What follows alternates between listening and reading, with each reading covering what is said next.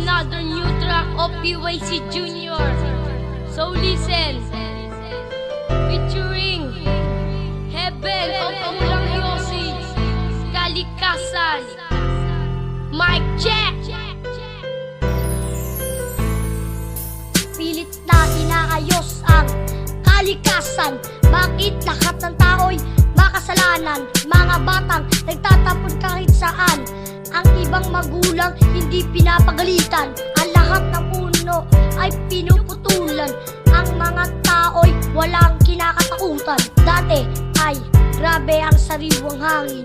Ngayon ay malabo ang aking paningin. Bakit nga ba ang ating kalikasan unting-unting nababawasan? Ang ating halaman pwede maging panyo, pero bakit tinatapon mo lang ito? Ang hayop ay pwede alagaan, ngunit sa iba ito ay pinababayaan. Ngayon tapos na ako, pwede ba alagaan natin ito? Kalikasan, bakit ba naging ganyan? Kagubatan at karagatan ay napabayaan. Sino ba mapoperwisyo kung hindi tayo din naman? Kaya ito'y ating ingatan at alagaan.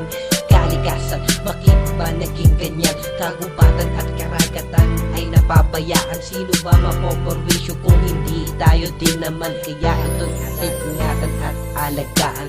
Dati ang dagat ay paliguan, ngunit ngayon ito ay ginagawang basurahan. Yun lang ang tanong ko sa aking isipan, bakit nila pinuputol pati mga halaman? Wala nang bundok sa silangan, sana wag nating kalbuhin ang kalikasan. Sana ito ay maging katuturan, wag na nating sirain ang kabundukan. Nung ako'y sinilang sa mundong ito, sariwang hangin ang aking nalalangap. Puno pa ang nakikita, malinaw pa ang tubig dagat, at bawat na bagay na ito ay meron sariling alamat. Ngunit ngayon, tila nawala na ang lahat. Tore na ang nakikita, basura na sa dagat. Ito ang mamanahin ko sa mundong ito, at ito ba ang sanhi sa katalinuhan ng mga tao? Kalikasan, bakit ba naging ganyan? Kagubatan at karagatan ay napabayaan. Sino ba mapoperwisyo kung hindi tayo din naman? Kaya ito'y ating ingatan at alagaan. Kalikasan, bakit ba naging ganyan? Kagubatan at karagatan ay napabayaan. Sino ba mapoperwisyo kung hindi tayo din naman? Kaya ito'y ating ingatan at alagaan. Tumingin kayo sa kaliwat kanan, tignan nyo punong pinutulan at kalat na pinabayaan. Ang aming kalikasan ay laging nalilinisan, kaya kami maglaro dyan. Ito ang aking kwento tungkol sa kalikasan, kaya ako ay naglilinis dyan. Sa kalikasan, puno na ng libangan.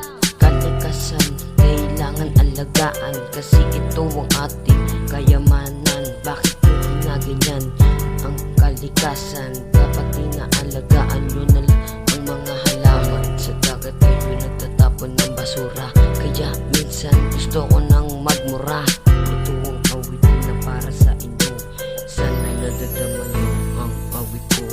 Kalikasan, bakit ba naging ganyan? Kagubatan at karagatan ay napabayaan. Sino ba mapoperwisyo kung hindi tayo din naman? Kaya ito'y ating ingatan at alagaan.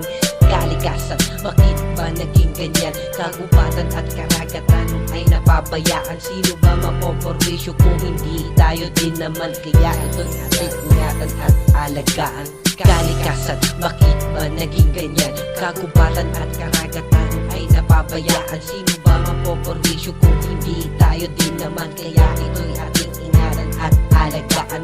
Kalikasan, bakit ba naging ganyan? Kagubatan at karagatan ay napabayaan. Sino ba mapoperwisyo kung hindi tayo din naman? Kaya ito'y ating ingatan at alagaan.